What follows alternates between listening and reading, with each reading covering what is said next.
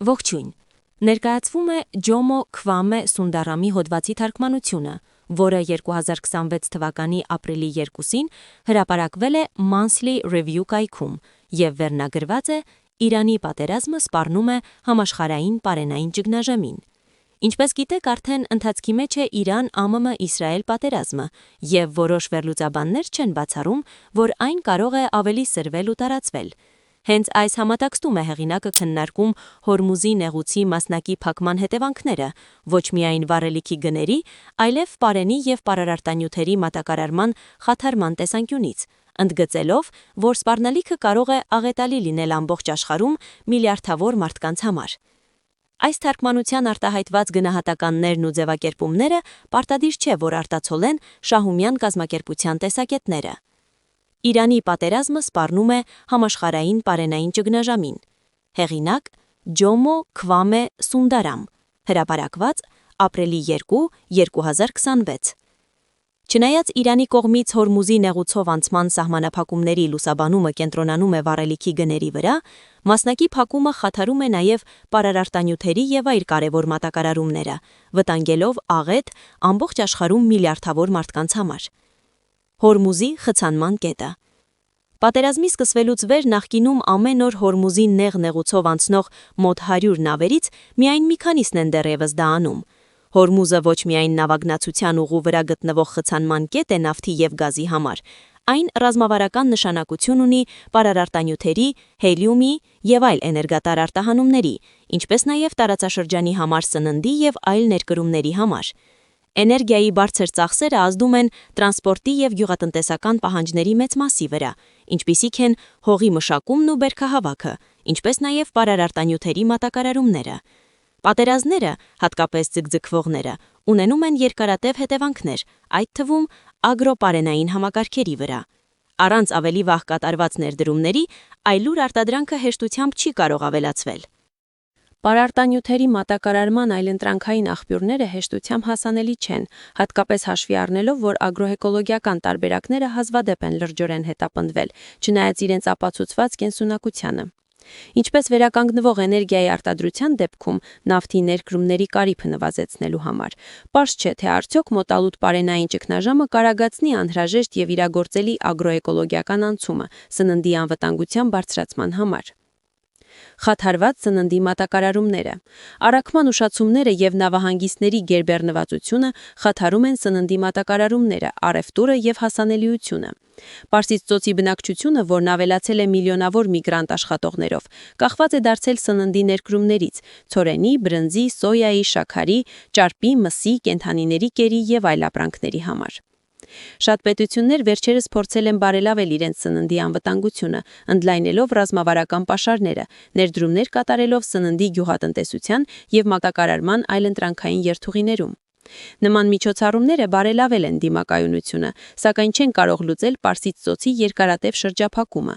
Սաուդյան Արաբիայի, Իրաքի և Պարսից ծոցի էմիրությունների սննդի մոտ 70%-ը անցնում է Հորմուզով։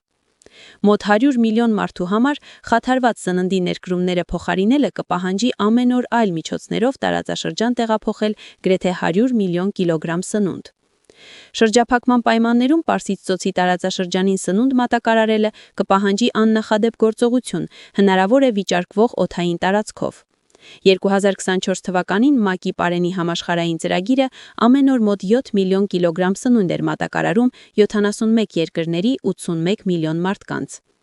Եղանակի հետևանքով առաջացած սննդի պակասը և գների աճը 2008 և 2011 թվականներին քաղաքական անկայունություն հրահրեցին, քանի որ ամբողջ աշխարհում սննդի համակարգերը գնալով ավելի խոցելի են դառնում կլիմայական ցնցումների նկատմամբ, սննդի անապահովությունը սպառնում է ամենուրեք վարչագրերի։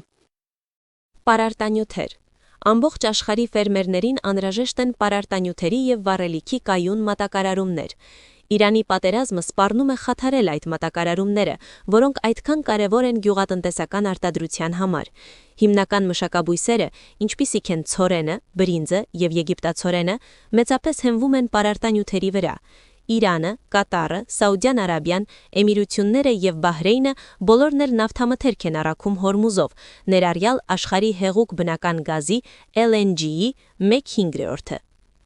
Քանի որ LNG-ն առանցքային է բազմաթիվ պարարտանյութերի արտադրության համար, Պարսից ծոցի արտահանումները դարձել են ավելի նշանակալի, հատկապես այն բանից հետո, երբ պատերազմը կրճատեց Ուկրաինայի արտահանումը, իսկ Չինաստանն ու Ռուսաստանը նույնպես կրճատեցին իրենց արտահանումը։ 2024 թվականին Մերձավոր Արևելքը կազմում էր հիմնական պարարտանյութերի, այդ թվում ազոտական, ֆոսֆատային և կալիումական, համաշխարհային արտահանման գրեթե 30%-ը։ Միայն Պարսից ծոցը արտահանում էր աշխարհի ամոնիակի 23%-ը և միզանյութի 34%-ը, մինչդեռ աշխարհի ազոտական պարարտանյութերի արտահանման 30-40%-ն անցնում է Հորմուզով։ 2025 թվականի կեսերին Քեփլերը գնահատում էր, որ Հորմուզի փակումը կարող է նվազեցնել պարարտանյութերի մատակարարումները 33%-ով, որոնցից ծծմայինները կնվազեն 44%-ով, իսկ միզանյութը 30%-ով։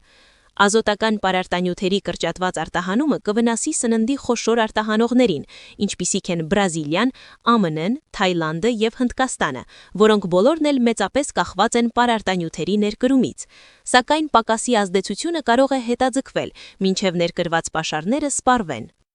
Քանի որ պատերազմը ձգձգվում է, ֆերմերները կարող են կրճատել պարարտանյութերի օգտագործումը, ավելի քիչ ցանց կատարելով կամ անցնելով ավելի քիչ պարարտանյութ պահանջող մշակաբույսերի։ Աղքատբերքը իր հերթին բացասաբար կանդրադառնա հետագա ներդրումների, ցանքսի և պարարտանյութերի օգտագործման վրա։ Ով է ամենաշատը տուժում։ ԱՄՆ-ի և Իսրայելի կողմից Իրանի վրա չհրահրված հարձակման և Թեհրանի պատասխանների տնտեսական հետևանքները տարածվում են արագ և աղետալի, հատկապես առավել խոցելիների համար։ Իրանի նոր ղեկավարությունը չի վստահում Վաշինգտոնին և կպահի Հորմուզը փակ, խեղդելով դրա միջով վառելիքի, սննդի և պարարտանյութերի հոսքը, որպեսզի ապահովի իրեն անհրաժեշտ երաշխիքները իր խոցելիությունը նվազեցնելու համար։ Քանի որ Իրանի դեմ հարձակումները շարունակվում էին, Թեհրանը ուժեղացրեց թիրախային հարձակումները Պարսից ծոցի այն թագավորությունների ենթակառուցվածքների վրա, որոնք տեղավորում են ԱՄՆ-ի ռազմական օբյեկտներ։ ԱՄՆ-ի գլխավորած ջանքերը քիչ թեթևացում են բերել իր դաշնակիցներին։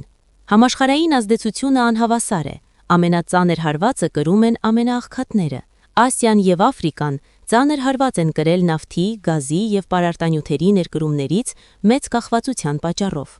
Հարուստ ազգերի կողմից ռազմական ծախսերը մեծացնելու համար օգնության կրճատումները վատթարացրել են աղքատությունն ու սովը միլիոնավոր մարդկանց համար, որոնցից շատերը նաև պատերազմի և ագրեսիայի զոհեր են։ Ի տարբերություն հարուստների, Պարսից ծոցի շատ միգրանտ աշխատողներ, ովքեր չեն կարող հեռանալ, պայքարելու են ծայրը ծայրին հասցնելու և իրենց ընտանիքներին գումար ուղարկելու համար։ Եվ քանի որ աշխարհի ուշադրությունը դարձել է դեպի Պարսից ծոցը, Իսրայելը վատթարացրել է պայմանները Գազայում, միաժամանակ գրավելով հարավային Լիբանանը և մեծացնելով Եմենի ցավը։ Մտահոգված լինելով նոյեմբերի միջանկյալ ընտրություններում հատուցման մասին, Սպիտակ տունը մեծ ցանկություն ունի հրադադարի հաստատման համար, բայց այն չի առաջարկել Իրանի համար ընդունելի պայմաններ, որը մնում է կասկածամիտ ԱՄՆ-ի սեփական խոստումներին հավատարիմ մնալու հարցում, էլ չենք խոսում օրենքի գերակայության մասին։ Հետևաբար, Իրանի ղեկավարությունը դժվար թե համաձայնի հրադադարի առանց իր ապագա անվտանգության վերաբերյալ վստահելի երաշխիքների, Իսրայելի և ԱՄՆ-ի վերականգնված ագրեսիայից։ Իրանի պատերազմը կրկին ընդգծեց պատերազմի կողմնակի վնասը և սննդի համակարգի խոցելիությունը։ Մինչդեռ առավել խոցելիների տառապանքը անտեսվում է մեծ տերությունների կողմից, որոնք քիչ ուշադրություն են դարձնում նրանց ծանր վիճակին։